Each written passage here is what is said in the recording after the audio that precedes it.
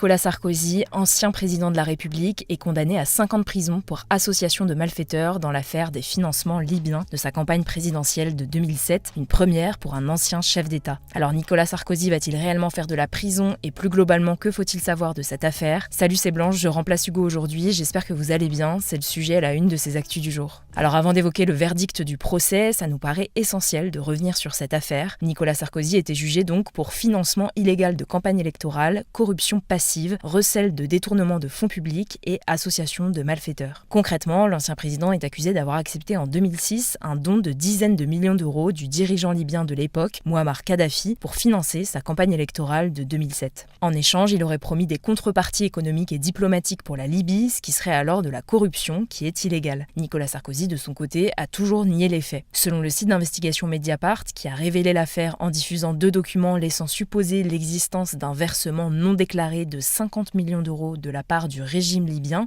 ce financement, il aurait été organisé à travers des intermédiaires, donc des hommes d'affaires, des proches du pouvoir libyen, mais aussi de l'équipe de campagne de Nicolas Sarkozy. Plusieurs documents et témoignages issus des archives libyennes, notamment une note signée par le chef des renseignements extérieurs libyens, accréditent l'existence d'un accord prévoyant ce soutien secret. Des flux financiers suspects, comme le transfert de 440 000 euros sur le compte d'un proche de Nicolas Sarkozy, ou encore des remises d'espèces, ont également été identifiés et mis en lien avec la campagne présidentielle. Si vous voulez en savoir plus, sachez qu'on a interviewé il y a quelques mois le journaliste de Mediapart, Fabrice Arfi, qui est à l'origine des révélations. Il revient en détail sur l'affaire, c'est absolument passionnant et c'est disponible sur notre chaîne Grand Format, le lien est en description. Revenons donc à aujourd'hui et au verdict du procès qui a eu lieu de janvier à mars 2025. Nicolas Sarkozy est donc reconnu coupable d'association de malfaiteurs, mais il est relaxé pour les faits de recel de détournement de fonds publics, corruption passive et financement illégal de campagne électorale. Autrement dit, les juges ont considéré que le simple fait d'avoir permis à des proches de solliciter le régime libyen pour obtenir un soutien financier constituait une association de malfaiteurs, mais les délits les plus graves, comme le fait d'avoir reçu ou blanchi l'argent, n'ont pas pu être formellement prouvés dans le dossier. Par exemple, l'enquête a bien montré que des sommes d'argent avaient parfois transité ou avaient été évoquées, mais le tribunal n'a pas pu confirmer que cet argent ait effectivement été utilisé dans la campagne de 2007 ou que Nicolas Sarkozy en ait bénéficié directement.